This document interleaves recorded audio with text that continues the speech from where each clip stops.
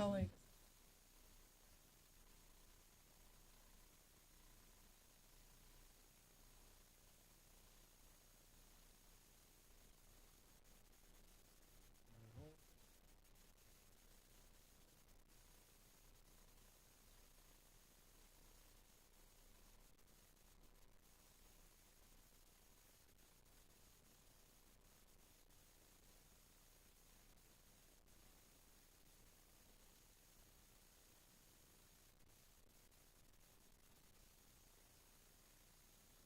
I thought we had to practice out of the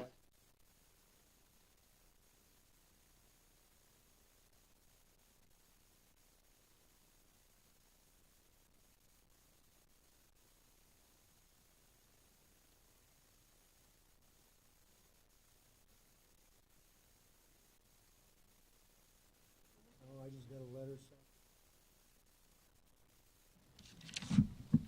Okay.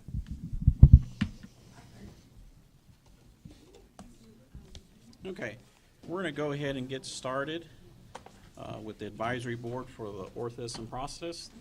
We're still waiting for Randy Duncan to join us, but he says he's on its way, but we have a quorum here, so we can go ahead and get started. So I'm calling the meeting to order. We'll start with the roll call. I am here. Miguel Mojica is here. Kevin Matthews. Present? Randall Duncan should be on his way. For now, we'll leave that open. Catherine Mines I'm present. and David Ahrens. I'm here. Great. Like I said before, we have a quorum so we can move forward. Randy hopefully will get here before we get done. Next on the agenda is C, approval of the minutes. So this is the meeting of June 11th, 2018. And hopefully we've all reviewed it. Do we have a motion to approve those minutes? It's Catherine Mize. I'll move to approve the minutes as written. Evan Matthews, second.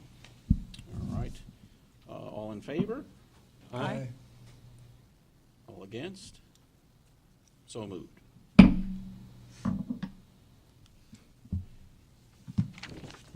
So did anyone, next on the agenda is going to be D for public comment. Did anyone submit for public comment? Nope. Okay. So no one submitted for public comment, so we'll go ahead and move on to the staff reports, and that's going to be item E, starting with the licensing division. Good afternoon, advisory board members, Chairman Mojica, Leonard Rivas with the licensing division. I provided the licensing report to you in your packet. I won't go over every license type. I'll just give you an overview of the report. Since our last meeting in June, we've issued 46 new individual licenses, 54 renewals, 11 new facility licenses, 31 renewals, and we've had one uniquely qualified application since our last meeting in June, and that application was approved. It was approved? It was, yes. Do you have any questions about the report or the numbers? I don't. Nope, I think we're good. Okay, thank you. Thank you very much. Catherine, are you sure? I'm sure. Thank you. Are you sure, Captain? Next on the agenda is 2, customer service division. Good afternoon, advisory board members. My name is Tuan Nguyen. I'm the customer service manager for this program. Good afternoon. So as you have seen from the stats we had, in May we had a slight increase in calls and emails due to the graduating classes and whatnot. So we had a little increase in queries about forms and applications. And slowly during June and July we had a slight decrease in the amount of phone calls and emails. But ever since we also did the revisions on the forms on the new licensing path for this, I'm sorry, wrong statute. Other than that, I'll be happy to answer any other questions y'all have for me. Any questions? I do not. We're set. Thank you very much. Thank you. Next on the agenda is going to be the enforcement division.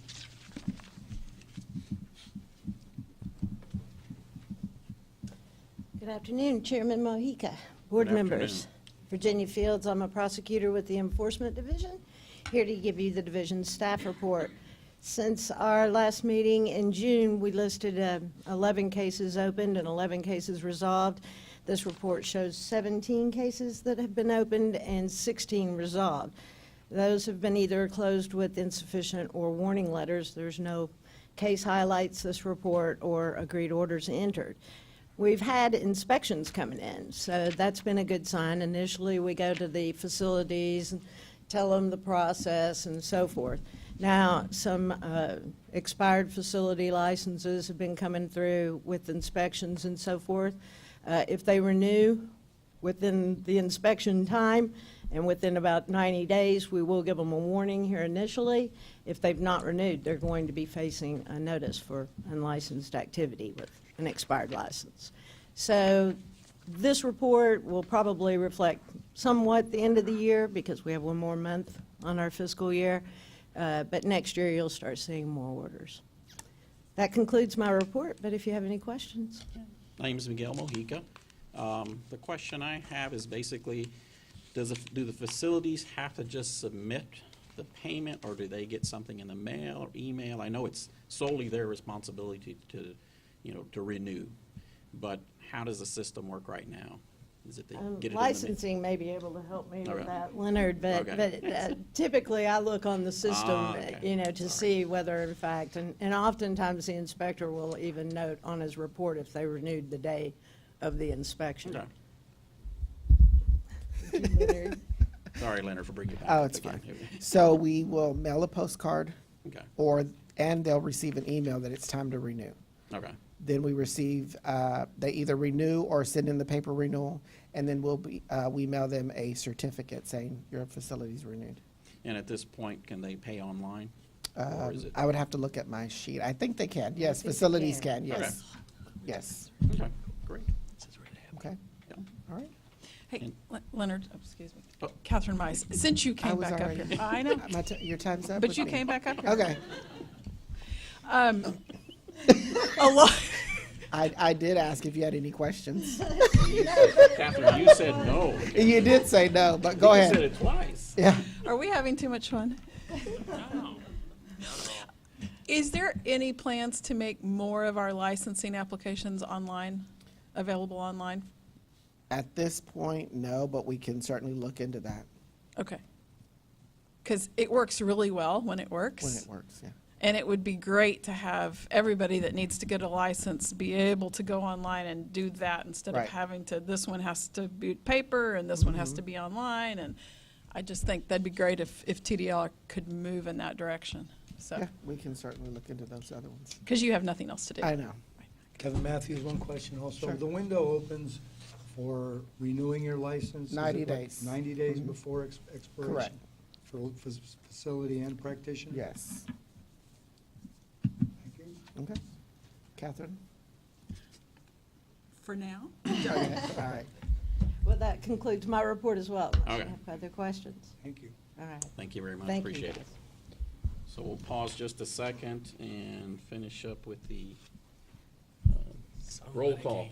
Randall Duncan, Present. great. Thank you very much for joining us. I'm out of breath. Okay. Back on the list, so next person on the, or next group on the staff reports is going to be the Education and Examination Division. Good afternoon, Mr. Chairman and board members. Good I'd like afternoon. Leonard to come back in case I have any questions asked of me. My report is fairly simple and short. Before you, we provided statistics through the end of July for the jurisprudence examinations, as well as the continuing education audits that we've had. To date, we haven't really had any issues that I'm aware of, so everything seems to be running smoothly.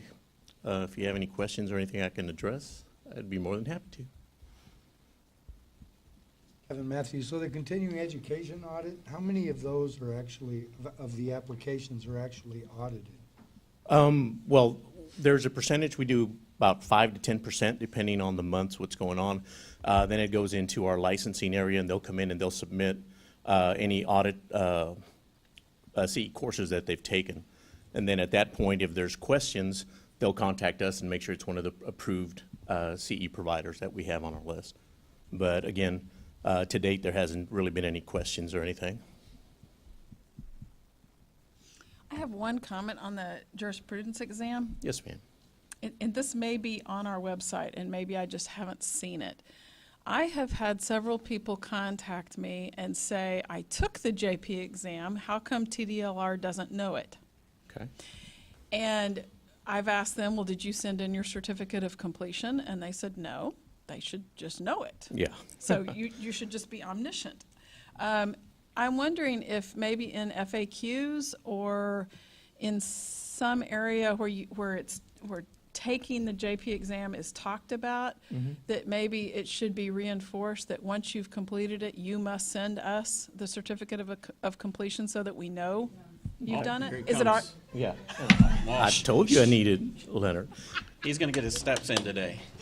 And actually, may already be on there, I don't There is know, an but- explanation on there within the actual exam and walks them through what they would need afterwards. I've probably had 5 people contact me and say that. So the only time we require the jurisprudence exam on renewal is if they're selected for audit. Otherwise, we don't ask them to send it to us. Okay, well, I guess the people I'm thinking of were new applicants. The new But applicant. don't we have to take it every other year renewal do. cycle? You do, but we don't ask for it unless you're selected for audit. If you take it, you should keep it for your records. Right. Because if we audit you then, you would have to show proof that you've taken it.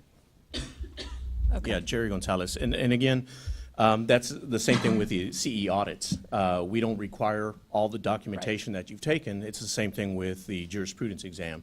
You keep it for your records, and if selected for the audit, that's when you would submit both the courses or CE that you've taken along with the jurisprudence exam. Okay. Results Okay. at that point. Well, I guess I would just ask that maybe you review the website and see if it is ever stated, once you've taken it, if we need it, you have to send us a certificate. We don't Okay. automatically know it. Definitely, I'll look into that. And Kevin Matthews, so we have to take that exam every renewal cycle? Every other. Yeah, when you renew, it's every 2-year renewal at this Oh, it's a point. 2-year. So every 2 years at least. Before you renew, that's going to be one of the requirements that you would need to be able to renew if you get selected for audit. If you don't take it and don't get selected, we wouldn't know. I'm not sure everybody knows that. Right. So, but, yeah, in the FAQ might be a great place. I'll look into that and make sure it gets added. And we should probably put a notification just out to everybody stating that the jurisprudence exam is a requirement for renewal of your license. But Just it- the fact that you've taken it. I think that's. Yeah, I was going to in say, I there. believe it's in, Okay. it's in the I believe rules that's in there. Yeah. on that. But again, like you mentioned, an extra note letting them know that keep it with you, make sure and print it, because if you do get selected for audit, it is one of the requirements that we would need. Thank you. Thank you, Leonard. Thank you, Leonard. Just stay. I told you. They're not going far. Next on the agenda is number 5, Regulatory Program Management Division.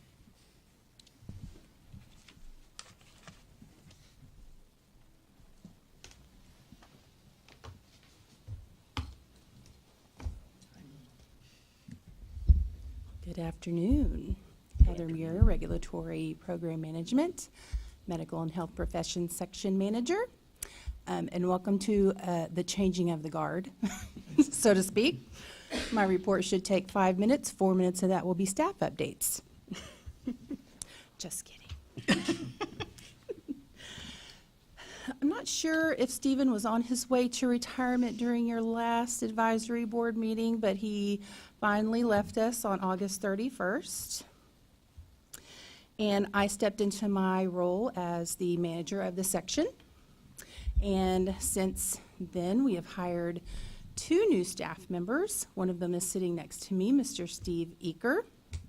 He will be the program specialist that is assigned to this program. So you will start seeing him giving this report from now on. He's not new to the regulatory arena, but he is new to medical and health professions. In his previous position at DSHS, he was an environmental compliance specialist with the asbestos program, lead program, mold program. So he kind of has the groundwork We just need to train them on our specific programs. We also hired Mary Hoffman. You may have heard that name or seen her.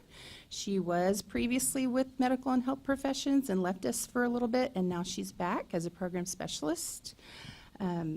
She's in the back. You want to wave, Mary? So you may see her from time to time as well. So for program updates, Yvonne Feinleib, who you all know and love, and I had a really great learning session with licensing staff in mid-August. It was also a really great learning opportunity for me, as I was explaining to Mr. Mojica earlier. There's a few things that I need to relearn and some things that I need to forget that I did know, because it has changed since I was the executive director for this program back in early 2000s.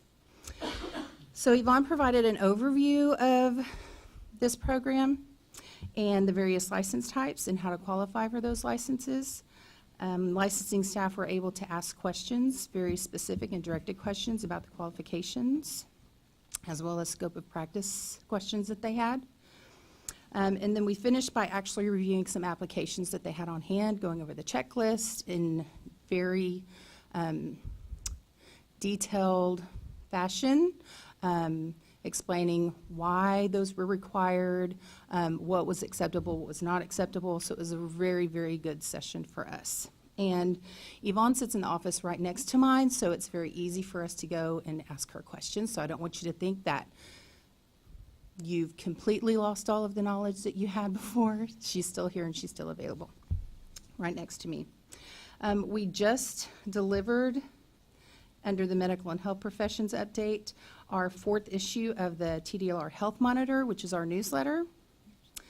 There were a couple of articles in there that were specific to this program. One was the information that the rules that went into effect on September 1st would be available on the webpage. And the second was about the public hearing that we held this morning. And the newsletter is a great vehicle for us to communicate with the regulated community, and there's also people from the public who anyone can sign up to receive notices from TDLR. So if you ever have any ideas for articles, just reach out and let us know, and we'll be happy to either help write those and get that information out for y'all. So just let us know. The last thing that I want to talk about is the web content initiative. Y'all probably heard a lot about that as well, probably at some previous meetings. So our staff is continuing to work with the Office of Strategic Communication towards getting all of our programs transitioned over to the new webpage format. And there's several reasons. It's to improve the time, mainly to improve the time that it takes people to find the information that they're looking for on our webpage.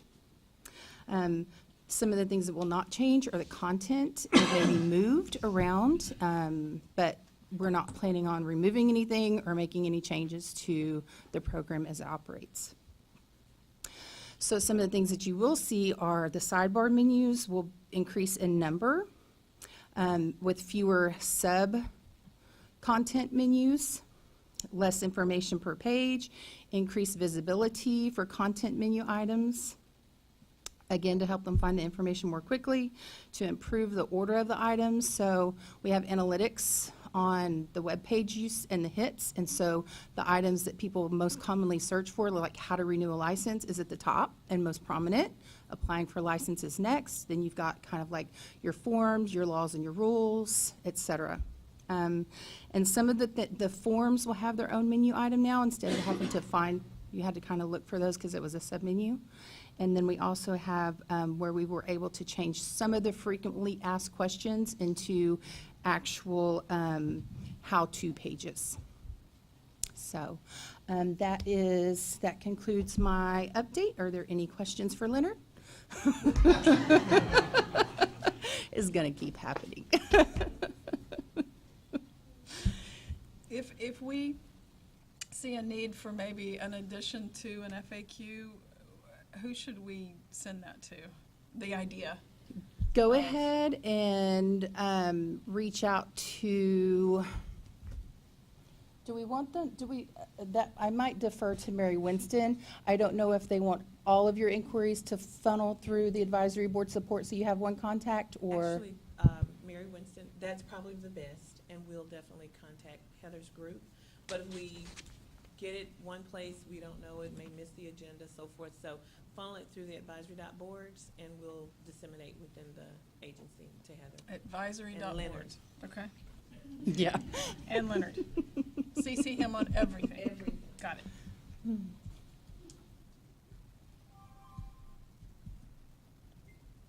But obviously, you know, if you have my number and you have something that you want to discuss, feel free to reach out and call me, because I will be available. Thank you. Anything else? We're good. No? Okay. Thank you very much. Next on the agenda is number 6, Field Inspections Division.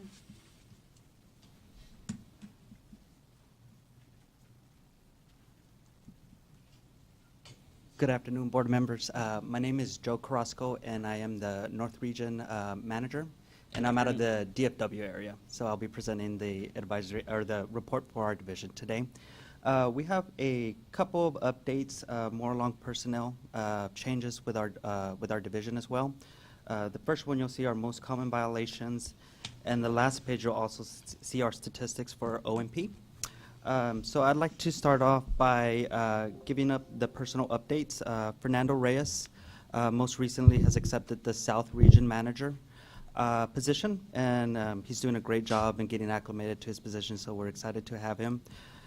We've also hired 2 new field liaison positions, Juan Munoz and Ulysses Oso.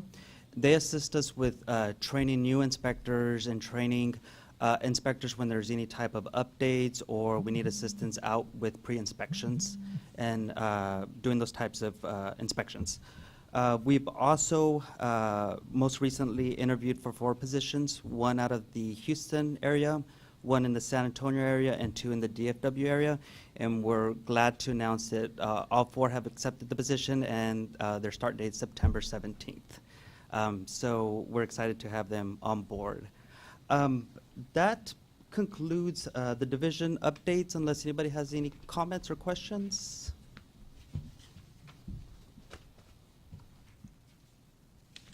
When it comes to the most common violations, are those posted, are those posted somewhere so people can see it? Miguel Mojica. The most common violations, I believe they are posted online, and so people can see what they are. Okay. Yes, sir. Great.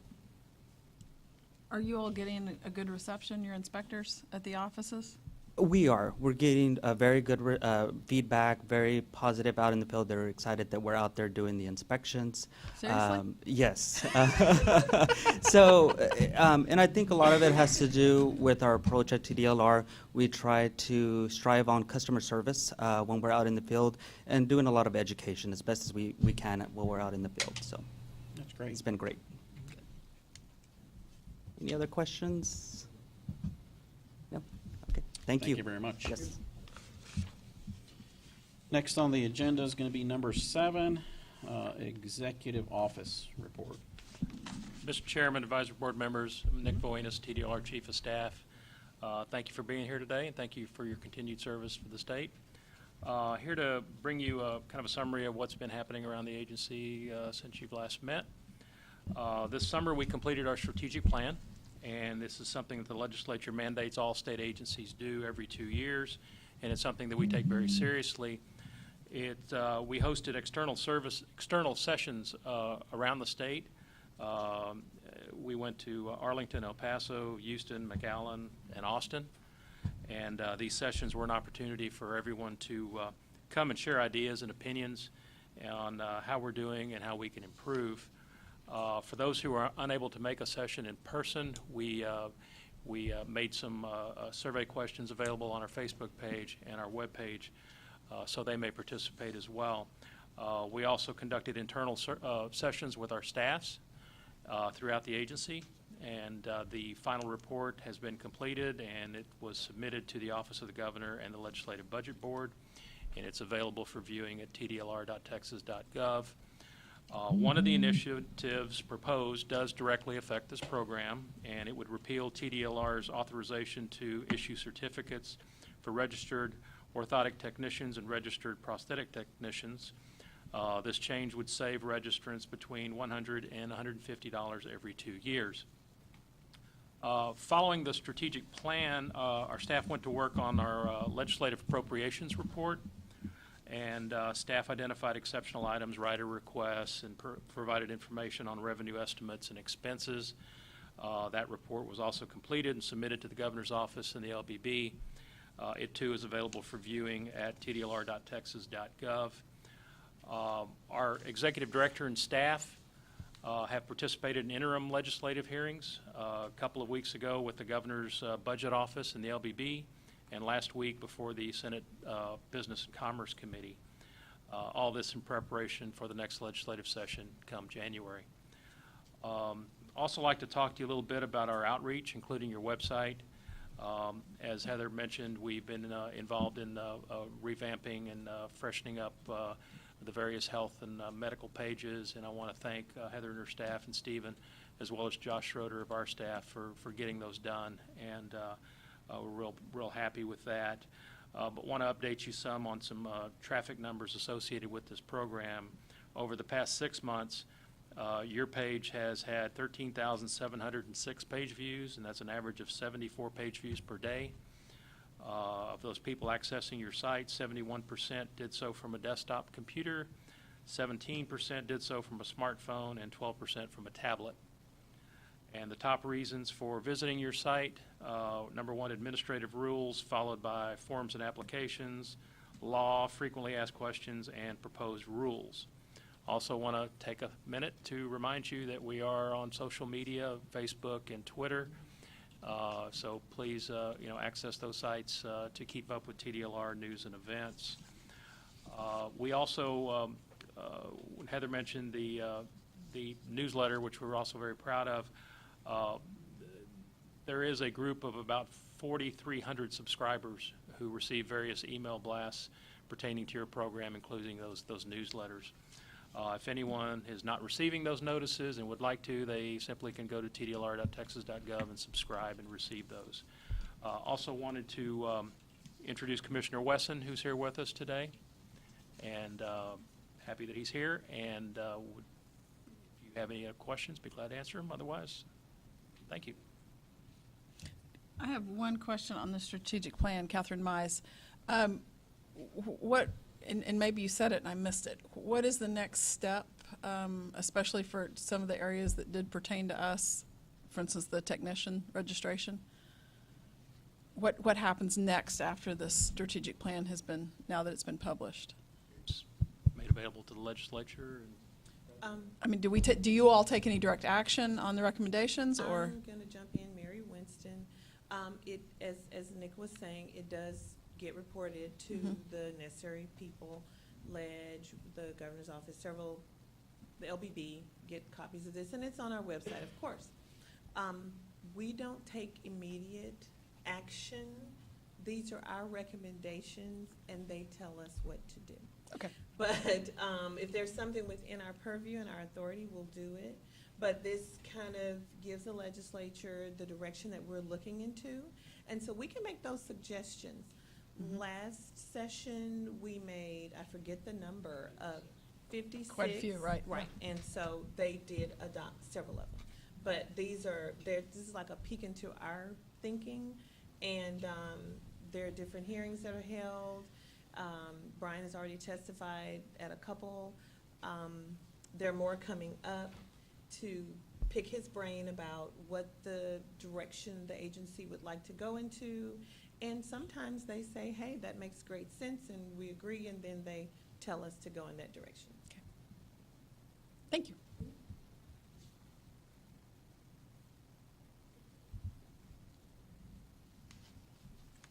All right, I think that's it. Thank you very much.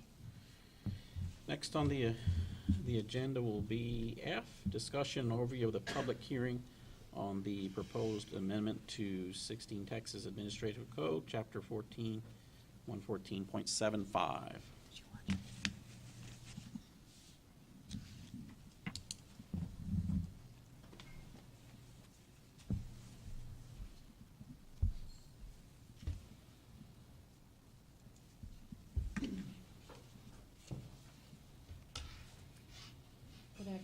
Supervisors. My name is Laura Pepperly, and I'm with the General Counsel's Office.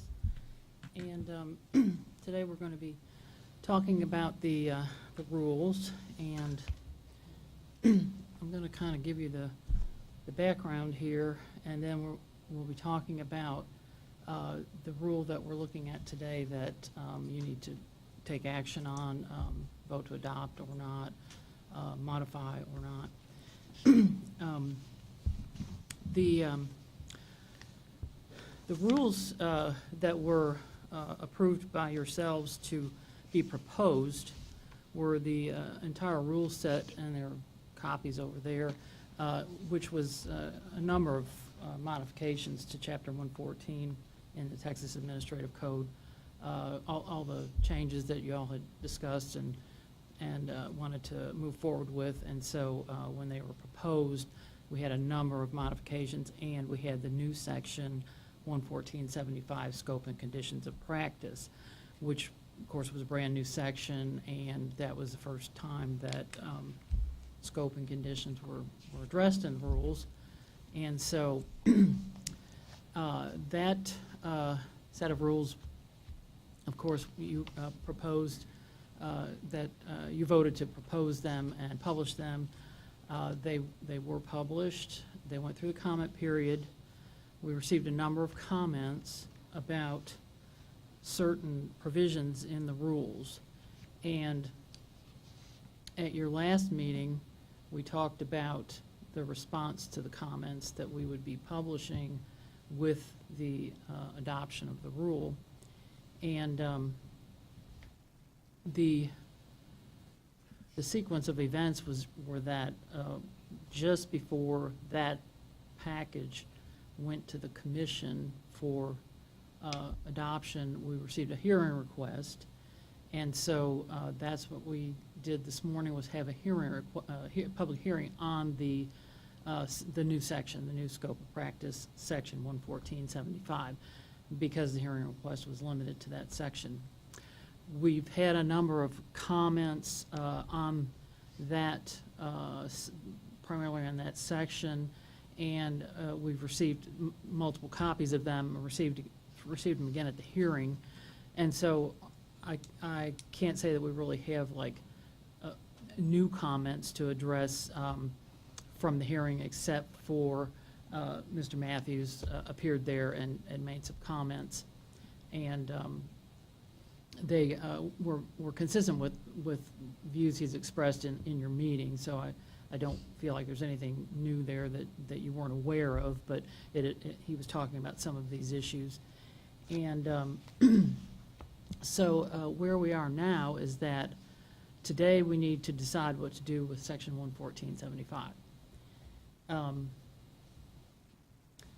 Your options are somewhat limited by the fact that we're still at the point of recommending this section to be adopted. And at adoption, as I've said before, we can't make a lot of substantive changes to that section because the public hasn't had notice of those changes.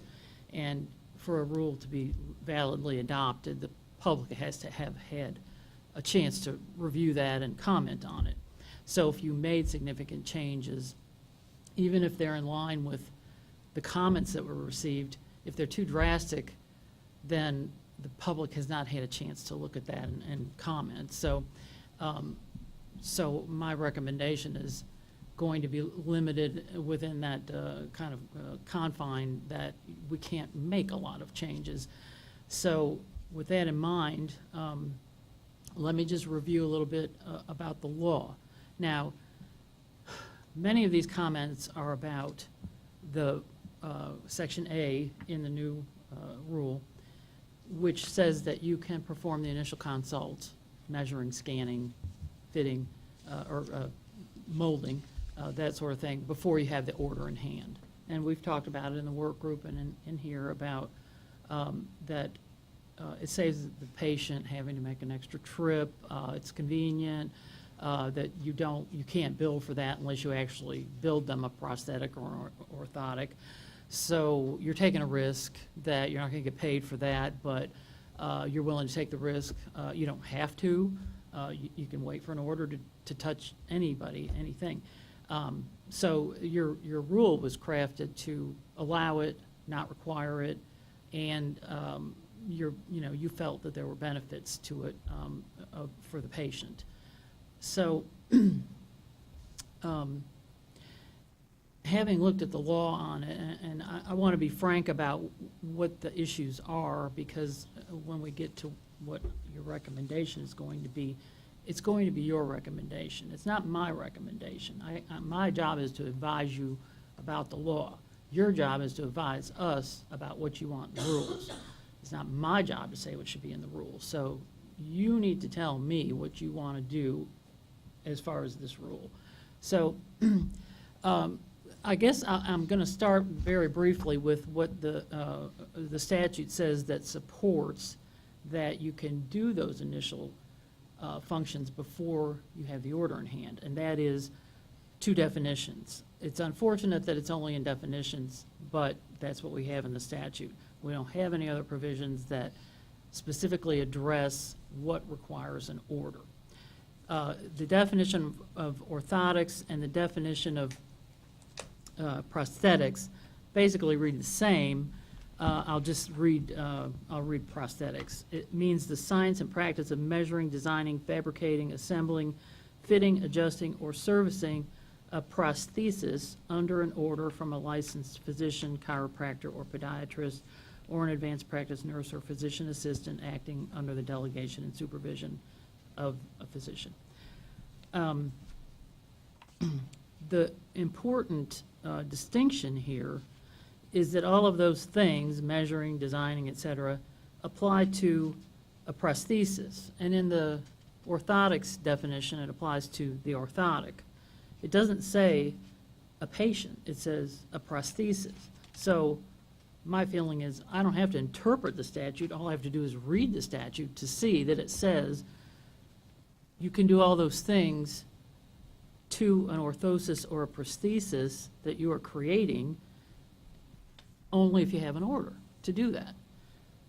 So my feeling was that your rule was consistent with this, because you were saying you can measure and mold and cast the patient before you have the order, because the requirement for the order does not kick in until you're actually creating this device.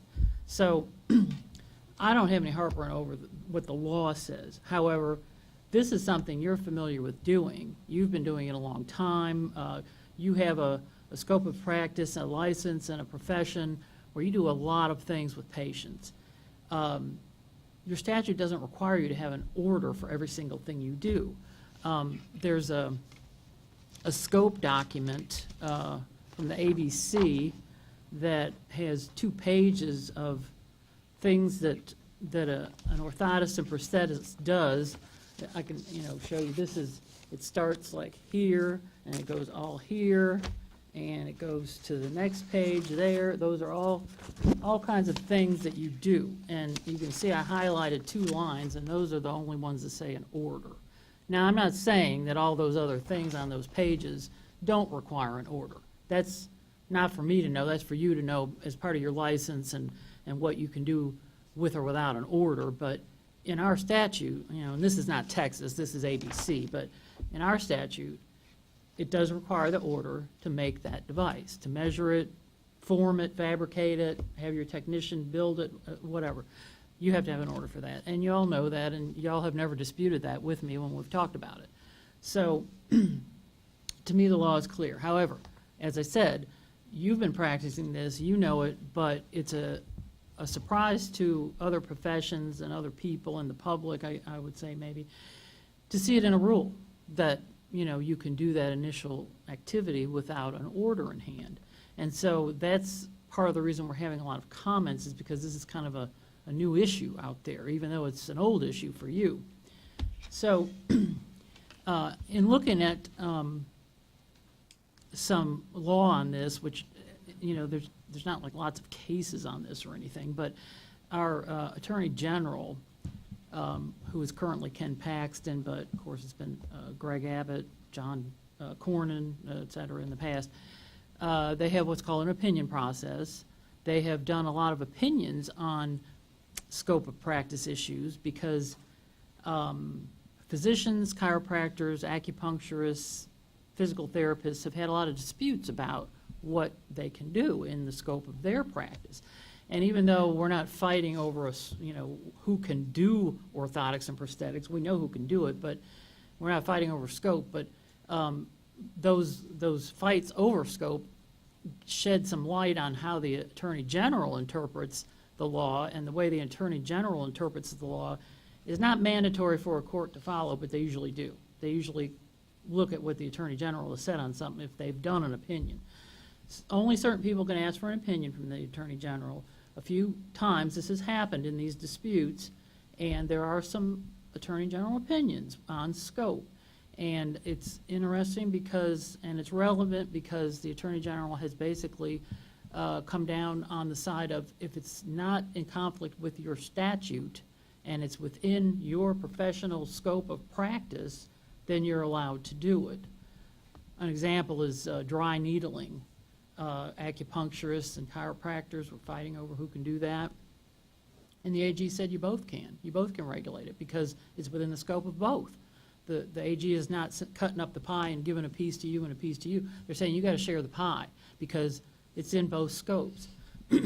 Here, I would say the AG would most likely say, because it's in the statute and it doesn't conflict with anything in the statute, and you've decided it's within your scope of practice to do these things, that you can do that, that you're okay with doing that.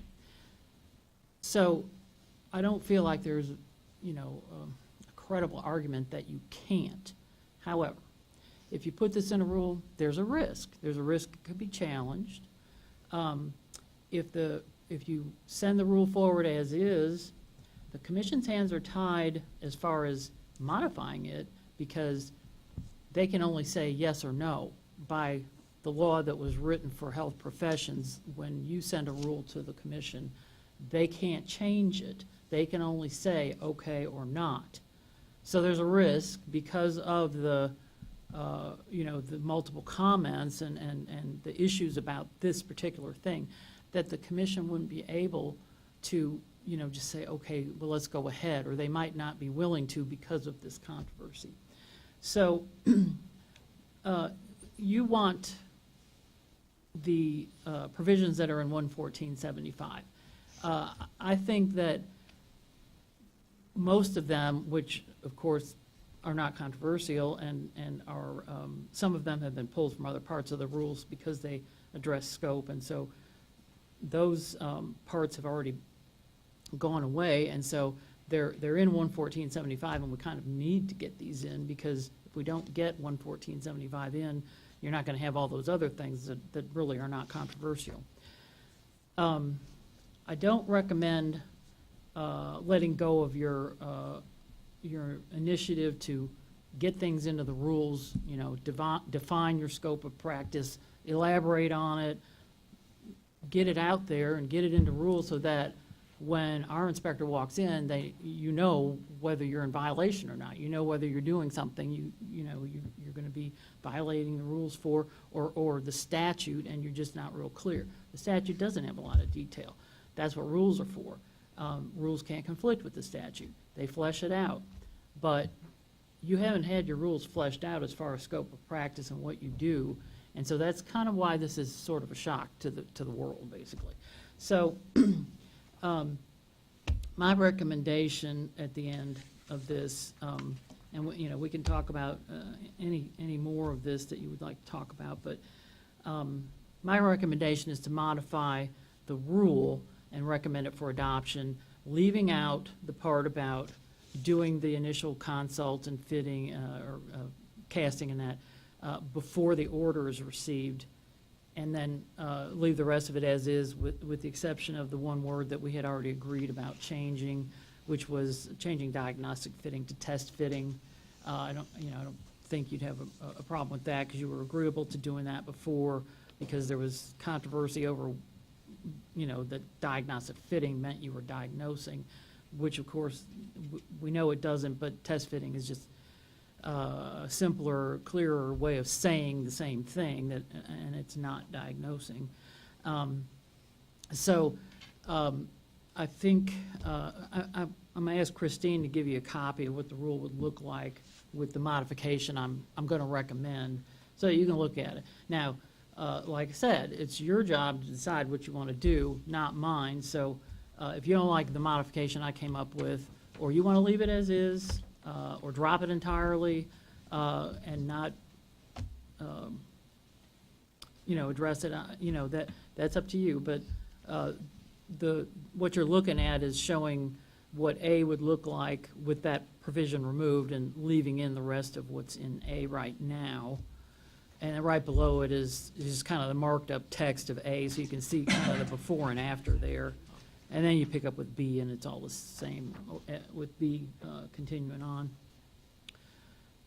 So this would just basically leave out the part about you can do these initial consults and measuring in that before the order is in hand. Now, there have been, in the comments, other alternative text suggested. There have been, there are extensive comments and draft text. I don't, I'm not saying to back down, change, give up. I'm saying it's probably your wisest course to get the rest of 11475 adopted that you want, put this provision on hold, and look at all those comments and all that draft text and see if you want to, again, go with this, the A that you want, being able to work before that order comes in, but maybe doing some more fine detailing on scope, because there are other issues that have been brought up in the comments that you may want to look at some more.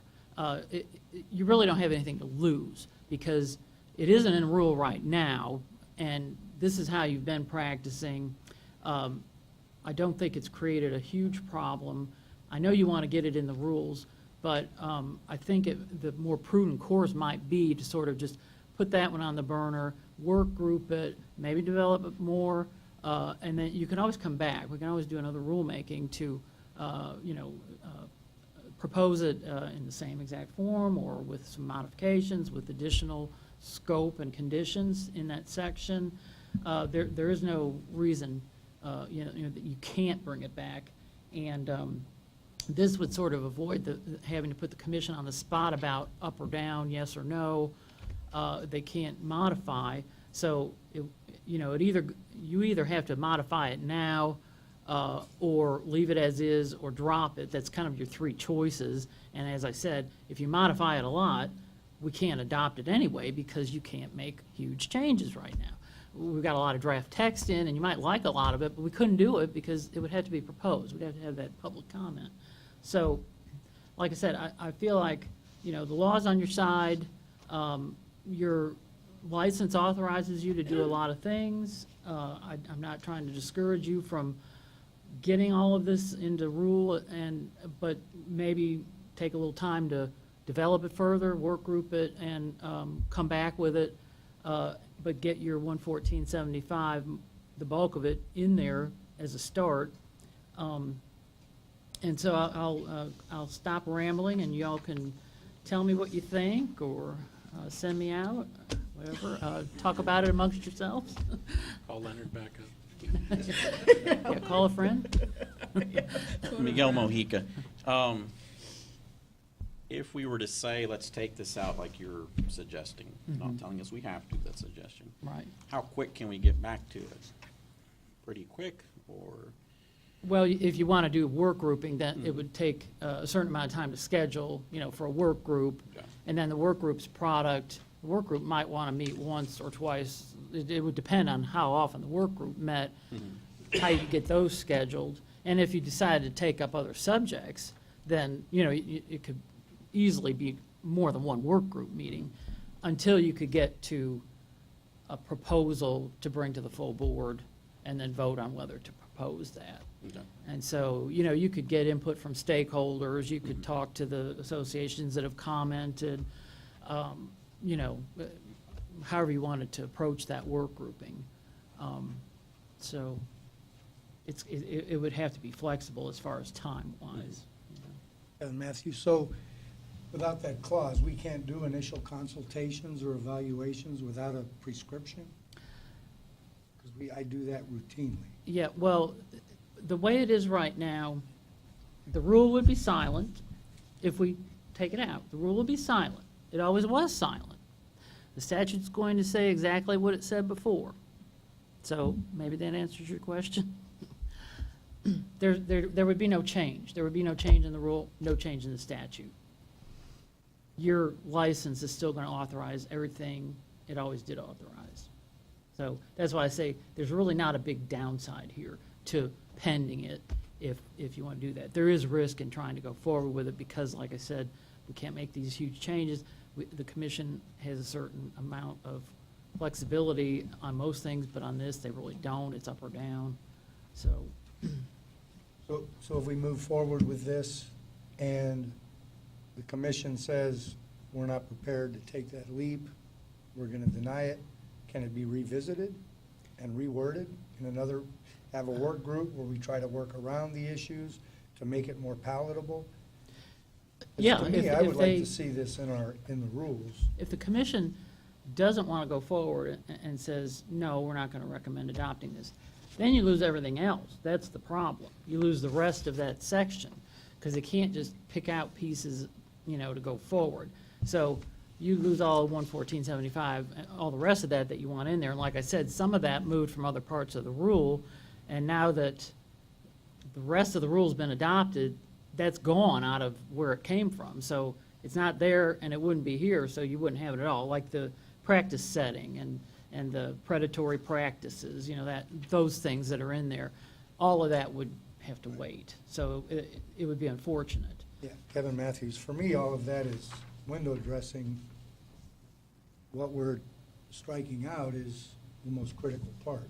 Well, you do have in For me. here that, for one thing, in F, the requirement for the practice setting, this is very specific about how you have to operate in an accredited facility.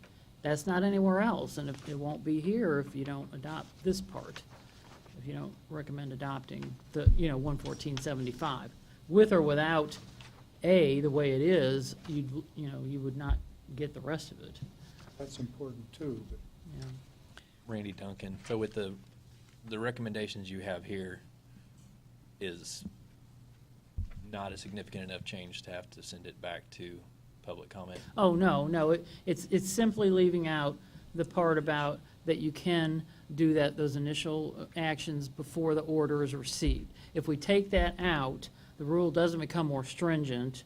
It didn't say anything about that before, and it still wouldn't say anything about that, so we're just kind of retreating and leaving as is that whole concept. We're not adding a rule about it, so it doesn't make such a significant change, and it's not making a change, basically. If we try to go forward with it, that is a change by putting into writing in the rule that you can do these things before you have an order. If we just take that out, then there's nothing there. It's not a more stringent requirement or a different requirement. It's just nothing there. So that, it could be adopted, it could be recommended for adoption and go through without that provision, and it wouldn't offend If I them. understand your interpretation of statute correctly, Mhm. the portion we'd be leaving out,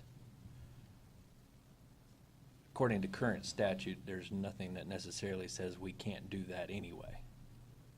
Is that, Right, it's in the definitions, which is not always a good place to have your substantive requirements. It would be much nicer if there was another part of the statute that says, here's what you need to have an order for, and had a list, or something like that, but we don't have that in the statute. All we have is what's in the definition, but what's in the definition definitely refers to needing an order for the device to do anything with the device, create it, fit it, whatever you need to do with it. It doesn't say that you have to have an order to measure, cast, scan a patient. It doesn't say that. Now, if there were a challenge to the rule, which any rule we adopt can be challenged, there's an alternative for people to challenge any rule that's adopted if they feel like something's wrong. So it could be challenged, and then a court would be looking at that, and they might not agree with me. They may or may not. My feeling is that they would agree with me that that's what it says, that you don't need an order to do those preliminary steps, but there's a risk that they might not. As I said, the AG has had opinions that basically defer to the board's, expertise about what's within the scope of their practice and what's not, and, what they do. As I said, the law is on your side, but I can't guarantee it's not going to be challenged. I can never guarantee that any rule can be challenged. Randy Duncan, also, in reading their comments from legal representation of physicians and podiatrists, Mhm. the magic word that I'm reading in there is direct access. That's terminology that's been thrown around for a long time, Mhm. not just with us, with other quote-unquote ancillary medical professions. And I'm reading between the lines that that's the primary issue, which I think also primarily stems from the part we'd be leaving out, specifically the term self-referring patient. Well, I would say that direct access is a different issue, even though it's interwoven in the comments. And you probably don't recall, but when we first looked at this section and we had all the comments, I read off to you what my comments would be. And I have those original comments, and I have them modified slightly, assuming we change the rule the way that I recommended. But, the comments are going to reflect whatever we do. It's not written in stone. But the direct access issue I did address in the comments, and that goes to, again, a definition, unfortunately, but in the profession of orthotics or prosthetics definition, at the end of that definition, it says, orthotic and prosthetic services include direct patient care, including consultation, evaluation, treatment, education, and advice to maximize the rehabilitation potential of disabled individuals. So my response to the comment is, it's right there. You have direct access, and it doesn't say you have to have a prescription for it or anything else. And I think, Statutorily. yeah, I mean, that's the definition in the statute. That's not the rule, that's the statute. And like I said, the ABC list of, scope of practice, this, I don't know if you looked at this, but it's on your ABC website for your certification board.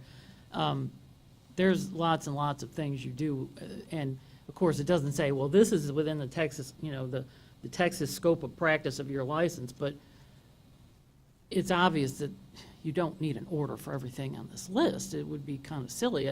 I don't think a doctor has an order every time he takes your temperature. It's just kind of crazy. You do a lot of things within the scope of your license that you have to have a license for, laying hands on a patient, but you don't need an order for every single thing you do. The statute says you need it to make that orthotic or prosthetic. It doesn't say you need it for anything else. The statute does not say that. So, and it does not say you need it for direct access, and in fact, it says, right in plain English, that direct patient care is part of the profession. So that part is, I don't feel like that's in dispute, and I didn't recommend any changes to the rule on that. Matthews, and the physician is not being taken out of the equation, which seems to be a lot of their argument. The physician is No. always part of it. No, I mean, you've acknowledged that your practices really won't change. You've always had to have an order. The insurance won't pay unless you have an order. But see, that's what I'm saying. You're used to it, but the world's not. And so if you want, I could read you what the modified response to comment would be with that modification in the rule. If you'd like, I could read that to you, and so you could think about that. If you still want to, talk about whether to make the change or what change to make, that's fine. I want to make a comment, Catherine Mize. First of all, after listening to the comments this morning, one of the primary concerns from the orthopedic and medical associations was us charging for this eval. And that's a very common misconception about how we practice. And I just want to go on public record for anybody watching, we can't charge for an eval. We don't have a billing code to charge for an eval. Not to Medicare, not to United Healthcare, basically not to anybody. So we don't have the ability to do that. We can only bill when we fit a device. And to fit or deliver a device, we must have a prescription. So that fear of theirs can be set aside, in my opinion. And that might be that's something also to, just add on. That's Right. That's basically a hollow point on the bullet that's already trying to kill it. Exactly. and it might be something you want to cover in your scope of conditions of practice section, if that really is a concern. We don't regulate what you charge, but if you want to fit that in there somehow to make it more clear, Right, you know, we might be able to do that, right. you know. So, one of the other comments that I want to make to everybody else sitting here at the table is that I'm very much in favor of 114.75 in its entirety. However, I like Laura's approach in that I don't want to put the rest of 114.75 at risk for not passing, especially the predatory portion of it. In my opinion, that's the most important section of this new scope of rules in protecting the patient, is to keeping the predatory practices as limited as we can possibly keep them. The part that is getting debated, I think, can be resolved with these other groups with more discussions and education. And then I think so to do what Laura is proposing, by pulling those sections out for now, getting the rest of 114.75 through, then spending some time sitting down with these other folks that are concerned, educating them, reaching across to them and making them understand a little bit better how we practice what we do and what we're attempting to do to speed up care for these patients, I think is a good and smart step to take. And I, in the past, have been a part of this work group. I would look forward to continuing to be a part of this work group and making all of that happen. I would like, before we vote on this, Mike, I would like 10 minutes to just really read what she's proposing and wrap my head around it before I take a vote on it. But I like this partial approach to not put everything at risk. And like I said, I can give you what the response, you know, my draft response to comments, which is obviously subject to change depending on what we do today, but this is kind of in line with the change I gave you if we were to do that. And it's not taking out anything more than just that one line, really. So, you know, if you want to do that and then break, or, you know, talk some more. I'd however you wanna I'd do love it. to hear it, yeah. Okay, well, Before we hear, and ask David if he had a comment before we go through it. Any comments on this, you being the patient, from a David patient's Arns. point of view? The only thing I would say is about the billing. It's not common practice to bill a patient directly for something even though it's not covered by insurance, right? I mean, you wouldn't have prosthetists going, okay, I'm going to do this test fit and all that stuff, and then knowing the insurance company isn't going to pay for it, but then go back to the patient and say, well, for all this consultation, it's $100 or something like that. Is that a possibility? Is that something that needs to be Yes, looked it at? is. We are not limited. So if I want to charge someone $100 for a consultation, I believe I can. I don't know that we're limited. I can't bill insurance for it. But if a patient wants calls me up and say, hey, you know, I hear you're the cat's meow, I'd really like to come in and get your opinion on this, and I could, in theory, charge a fee for my expertise. I never have, never will, but we're not excluded from that as far as I know. Catherine Mize, comment on that. If that patient that called you has Blue Cross Blue Shield and you have a contract with Blue Cross Blue Shield, You cannot do that. You must follow your contract. If you don't have a contract with Blue Cross, then I guess potentially you could, but all of your competitors are not. And so, but the patient doesn't necessarily know He that. asked a question about, could it happen? So if you have a contract, no, If a legally you patient can't. wants foot orthotics, it's not covered by the insurance, I bill the patient for the foot orthotics, but they know that going in. Your Well, or if they insurance- don't have insurance, Right. obviously they gotta pay out of pocket. Right. But So that we doesn't do have any bill effect on when you patients- need an order. We do Right. bill patients Right. that even do have insurance, if it's not covered by their insurance. We bill them for services provided because it's not a covered benefit. Yeah, whether they pay out of pocket or through insurance, that you need an order to make the device. Sure. You may give them That's a advice and given. you may charge for that or not, but, you know, that, it's really beside the point for us because we don't regulate what you bill, you know, that's not within our statutory authority to tell you when and how to bill. And I'm sure you have enough people telling you when and how to bill, but it's not something we can address. Like I said, we might be able to maybe make some ethical rules or something about that that reflect on it, but that are informative, or maybe put an FAQ on the website, but we just can't regulate that. It's not an issue in the field that I'm aware of. It's just not an issue. Any other question, David, or any thoughts? Okay. So let's go ahead and read the rule as Catherine asked, please. Okay.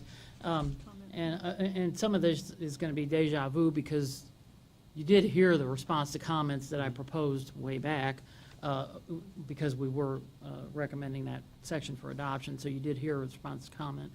And like I said, we don't have a lot of different comments except for Mr. Matthews.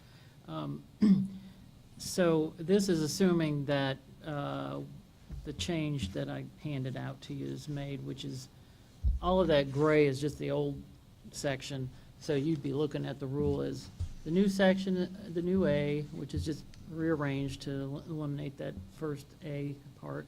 And then you skip down to B and go from there, and all of that's the same except for diagnostic fitting changing to test fitting.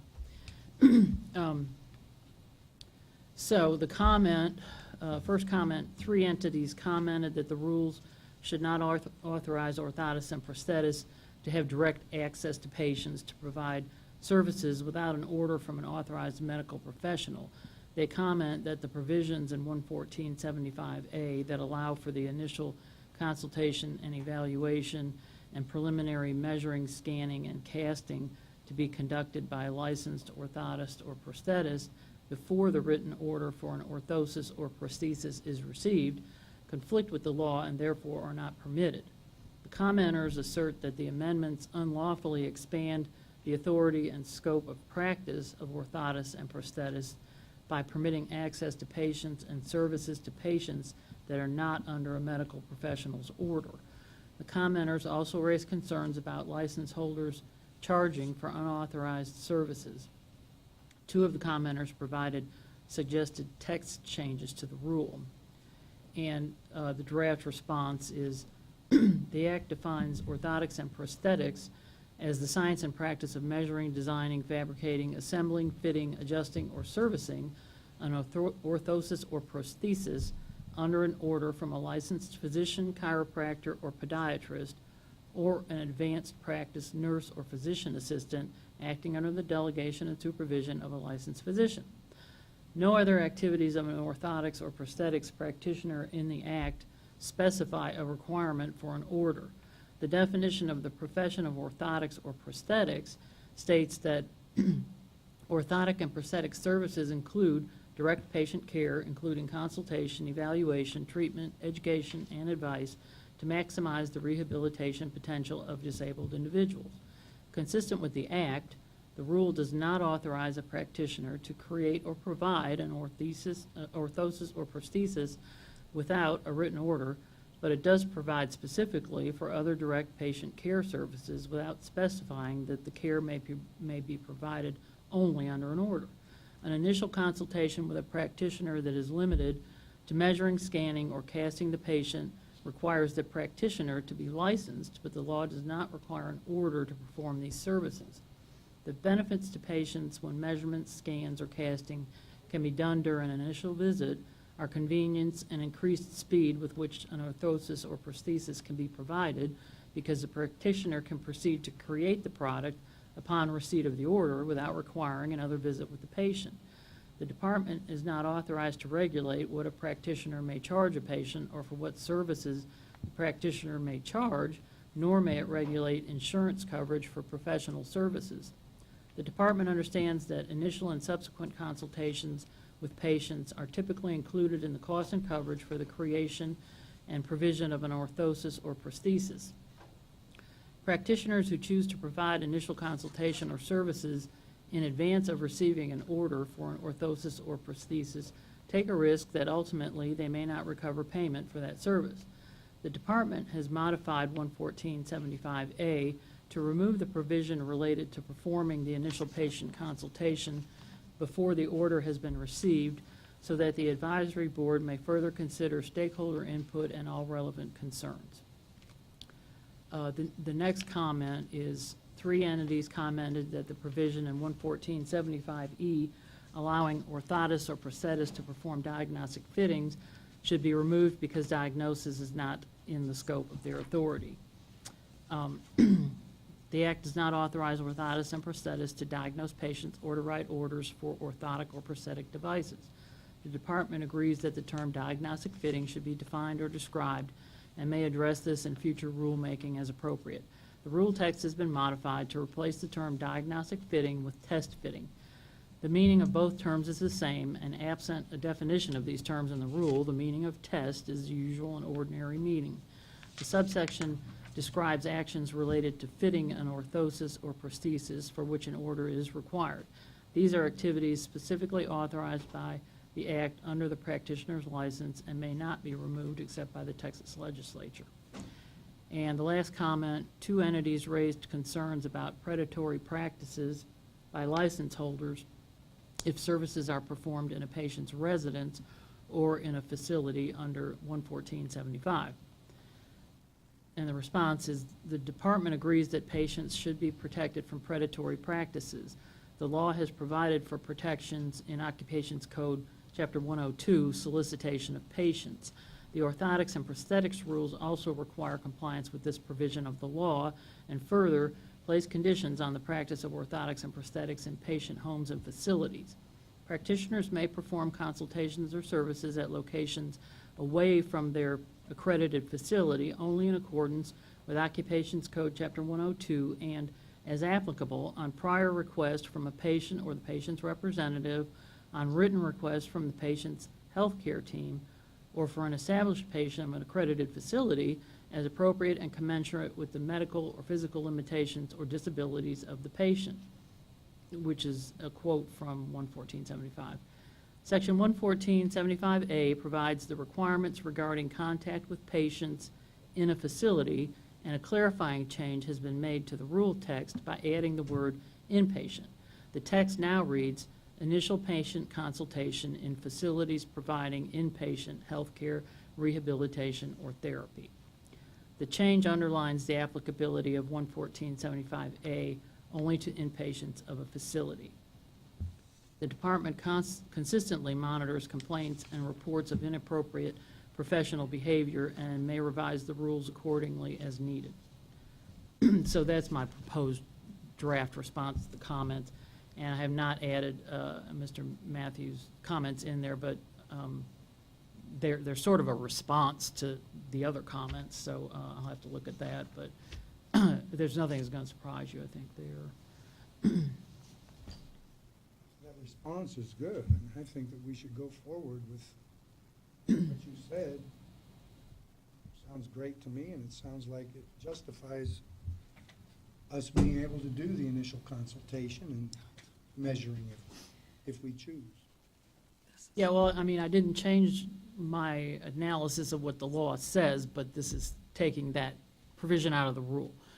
But like I said, the law has not changed, and the rule won't change because it still won't address that specifically. You know, it's going to say what it said before in the statute, and there's just not going to be a rule on it still, which there hadn't been before.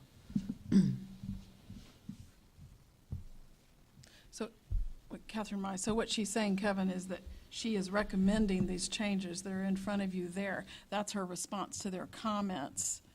But she's still recommending a modified, less risky approach to getting 114.75 through, in essence, in two parts. To me, all this other stuff is inconsequential. The predatory? What part is predatory? Inpatient stuff? Yes. Yeah, to me, that's, really doesn't happen. It happens some, but It happens prosthetically. I mean, that, Catherine, you ready to make a motion on this, or?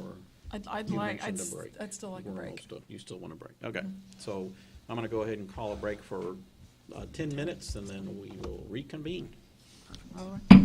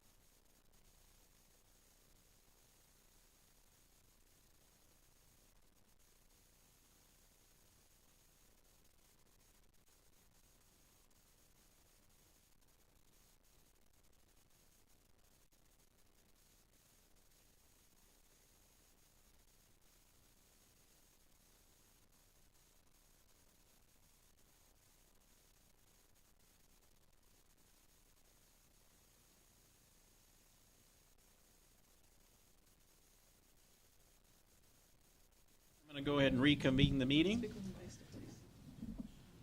And it is 2:22. So at this particular point, I'm going to go ahead and ask for a motion on item G. No more discussion? I'm not hearing a motion. Okay, I make a motion. The Catherine Mize. Joanne. I make a motion that we move forward with the approval and recommendation of 114.75 scope and conditions of practice as Laura has modified them to the commission for approval. Do I hear, That's For the end of my- adoption. For adoption. do I hear a second? Second, Randy Duncan. Now we Any can discuss. discussion? Catherine Mize, discussion. As I stated earlier, I think this is a good approach, a very reasonable approach to take. It gets the rest of 114.75 through the commission, probably, high likelihood. And I then think we take this opportunity to sit down and discuss with stakeholders and with the associations that made the comments that they made. And we take this opportunity to educate them and to talk to them. And they're reasonable people to talk to. And I think we can get to where we want to be, or very, very close to where we want to be, if we take the extra effort to do that. And I think it will behoove us moving forward in our profession and working as a team. We talk about working a team approach with the patient, with the doctor and the therapist and everybody else on the healthcare team. Let's take that approach now. Let's work as a team with them and come to a consensus instead of trying to get what we want through this more direct technique and push their comments aside and ignore them. This is Miguel Mojica. I want to completely support what Catherine said. I think there's a misconception that we're trying to treat these patients without their input, and it's just a misconception. Right. It's just, we have to reach out to them and talk to them. The two groups, we don't want to, like Catherine mentioned, kind of turn them, make them enemies in any way. That I think it's a good approach to go to them, talk to them, educate them, and get them comfortable with what we're trying to, or what we're proposing here. Again, we are not trying to get direct access. We're not trying to treat the patient and bill them directly without the doctor's input in any way. So I just want to make sure that is very clear, and that's kind of in the comments that I heard this morning, kind of ran along those lines, and it's just a misunderstanding of what we're trying to do. So I think, I agree with what Catherine's saying. Kevin Matthews, I think that we're incredibly naive if we think that they're ever going to agree with us doing evaluations and consultations. It says in here in their comments, we're not physicians. We cannot diagnose. We cannot prescribe. They want to keep that power to themselves. They will never get on the same page as us. Physicians, especially orthopedists, undermine our practice every day. They violate our law, not all, some, every day by providing orthotic care, having their cast techs and other people basically substitute for what now requires a master's degree to provide this service. I think that we're caving. I think that we should stick to our guns. We should put this forward as it is. We can talk till we're blue in the face, but they are not going to agree with it ever. They said this morning that they spoke with Catherine for over an hour to discuss this, and they still disagreed, and they want to proceed. They will never agree to us doing what I believe is within our scope of practice, our area of expertise, and something that we're better equipped than just about anyone to provide. That's my opinion. I know I'm in the minority, but I just wanted to say it. David Aarons. So that I'm understanding this completely, and I hope I word this correctly. So currently, the law does not forbid making test sockets, or not test sockets, but doing casting and consulting, right? currently, as it stands today, you can do casting, you can do consulting with a patient as a prosthetist, correct? It's unclear. Well, without an order, you mean? Yeah, I mean, without an order. The Without issue an here order, is I'm sorry. when do you need an order and when don't you? Right. Yeah, and the statute is saying that you have to have an order to measure, fit, whatever, an orthotic or Actual- prosthetic. It the doesn't actual say- device. Right, it doesn't say you need an order to measure a patient. It says you need an order to measure, fit a prosthetic or an orthotic, the actual thing. That's what you need to have an order when you're at that point. So, So, the Section A, the law would not preclude it if we didn't pass this, right? So whatever people are doing now, they can continue to do, yeah, as the law far does- as that is concerned. Right, like I was saying, the statute hasn't changed. The statute, according to the text, says you don't need an order to do those things. You do need an order to make the device, and, I would agree with Mr. Matthews that, or maybe I'm disagreeing, I'm not sure, but you can't diagnose and you can't write orders as an orthotic or prosthetic practitioner. You cannot do those things. And so, my recommendation is don't back down on what you can do, but define it. Keep defining it. Stake out your territory. Put it in your rules. What's within your scope? Because once you've got it in there, then it isn't up for debate. Or if it is, you'll win if it's reasonable, if it's within your scope and it doesn't conflict with the statute. I mean, there's no other way to define your scope other than to put it into law or rule. If What you're you saying go too also- far, they can challenge a rule, and then the courts will work it out. If they don't like what you're doing, then the legislature can always change the statute to make it clear if it's not clear. So, but if it's in the statute and doesn't conflict with it, and it's within the scope of what you can do within a license, then put it in the rules. I'm just saying, in this particular case, at the point we're at, we can't change a lot because we're right at adoption. If this was in the, stage where we were getting ready to propose, we could, work on work groups, we could massage it, make changes and kind of fit it. And now we need to do that in another rulemaking, work group it and go to another rulemaking because of the stage we're at. David Arns again. So you're basically saying, don't throw out the baby with the bathwater, right? To get what we know can go through, and then we come back and revisit it? Yeah, I mean, this way you get 99% of what you wanted in 11475, which is the new scope and conditions of practice. You get all that except for this one thing that was never in rule before, and it still won't be in rule for now, but you can work on it, like they were saying, talk to the other interests here. And as I said, I don't think that you should back down on what's within your scope. I think you should pursue that. If you don't stand up for it, nobody else is, they're going to try to trample on your scope. So you need to try to define that within what the statute says and what your license allows. As I had mentioned, there are Attorney General opinions where the Attorney General has opined that some things are within the scope of more than one profession. Acupuncture is within the scope of a chiropractor and an acupuncturist and a physical therapist. Nobody has a lock on it, so it's a shared sort of professional practice. And that may be the case with orthotics and prosthetics. You may have to share some of these things. Other professions can do them, but to just withdraw and say, well, we're not going to do it at all because somebody else doesn't want us to do it, I don't agree with that. I don't think you should do that. But you should try to define your scope. I think that's a good thing. So how far, what kind of timeframes do we look at for as far as if this gets approved and goes through committee, at what point, how long do we have to wait to revisit it? You don't have to wait at all.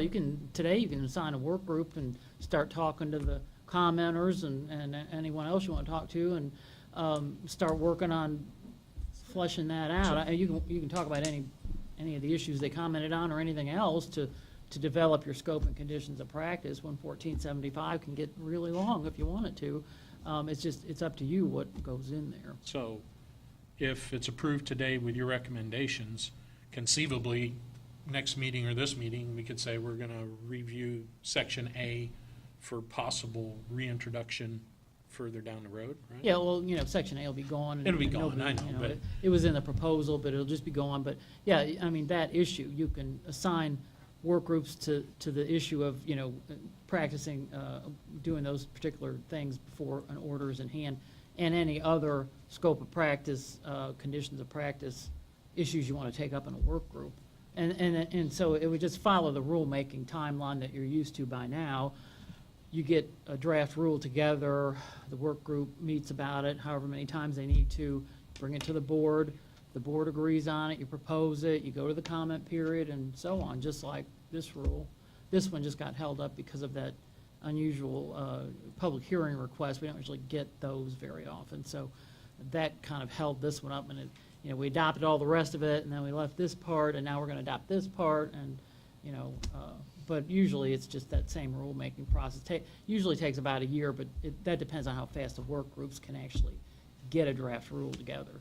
And that, in this case, that could take some time to, to talk to these people and kind of hammer out all of that, so. Kevin Matthews, again, I'll stress that they will not agree to anything like this. And if we agree to water it down now, anything that we bring in the future will be opposed by them. But just my opinion. Catherine Mize, Kevin, you commented and referred to a meeting that I had with them over the phone, where I spoke to them over an hour, and that was mentioned. And they did agree to a lot of the comments that I made. They conceded to many things, and Not to evaluation, they did consultation. not concede to everything, and that is okay. That's what a table for debate and conversation and education is for. So to say that they will never is a very strong approach that I don't feel is accurate in a description of them. If you read what So- they write here, So I'm still commenting. Yes. And so I would like to say that I was the person in that conversation. They are a workable group of people, and this is an opportunity to continue to work with them and to work with them in the future.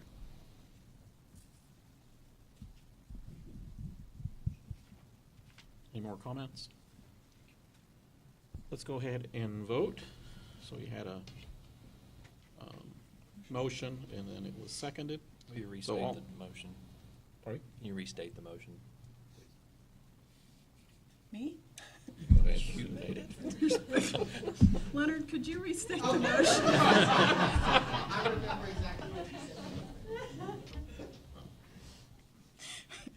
Can somebody read it back to me? I won't state it word for word correctly. I know I won't. In essence, it was to adopt Laura's proposal as written and as she has given it to us. Was the essence of the motion. To recommend for adoption and to go to the commission for adoption, yeah. Yes. Does that suffice? Sure. I'm in my Accepted. 50s, you know. So all in favor? Aye? Aye. Aye. All against? nay, All right. So moved. Thank you. Uh-huh. Thank you, Laura. All your work. Yes. Yeah, you might Thank want you. to think about whether to assign a work group now or later. Yes. What's next on the agenda? Next on the agenda is H, recommendations for agenda items for the next board meeting. Okay, so Catherine Mize, I would like to reconvene the work group on the same set of rules and go have us get back together and discuss how we can word this, reach out to some of the other folks that we deem necessary to reach out to, and bring a new proposal to our next board meeting, if possible, on new wording for this section that we have set aside. Sounds good? Which work group was that? Yeah. I don't know, I was on it, David was on it. We're the We two had of we us. had two board members on? Uh-huh. Okay. We'd have to motion on that, or just, it's just a recommendation? we need a motion for that, or can No. we just? Yes, okay. Just recommendation? Okay. No motion. Okay. So any It's other? it's the scope of practice work group, I think is what it was called. I think that's right. So any other recommendations for an agenda item? Are there, We yeah, could also offer things later on. We don't have to just do that today. are there anything else that you all would want to see discussed in that work group outside of this? Any other concerns? The world is perfect? Not, I'm not putting that on record. No. nothing for me. Leonard, do you have any concerns that need to be discussed? Okay, so that's item H. Next item is gonna be I, and that's discussion of date, time, and location of next board meeting. Can we do that today, or do we need to?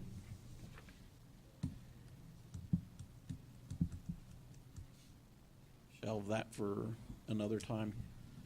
Discussion. Sorry, we're all over here conferring. Okay, that's fine. about the different dates. Depending on, I know you want some, Mary Winston, TDLR, you want some work group meetings to occur. So we Yes. do need time for that to happen before we schedule something. Unless one of our general counsels wants to put something on the books today, we can poll somewhat closer to that work group meeting date to get a date for our next meeting. I'm So we'll getting wait to get a nods. date. Yes, we Okay. can wait to get a date. Okay. We will get the work groups in first. So hopefully we can try to get a meeting in prior to the legislative session starting, because I know then our meetings decline in frequency at that point, and the session does start in January. So maybe we can get the work group together fairly quickly, so we can have another board meeting fairly quickly, or before the end of the year at least. Yeah. Maybe, okay. All right. Do I hear a motion to adjourn? David Aaron's motion to adjourn. Get a second? Catherine Wise, second. All in favor? Aye. Aye. All against? So moved.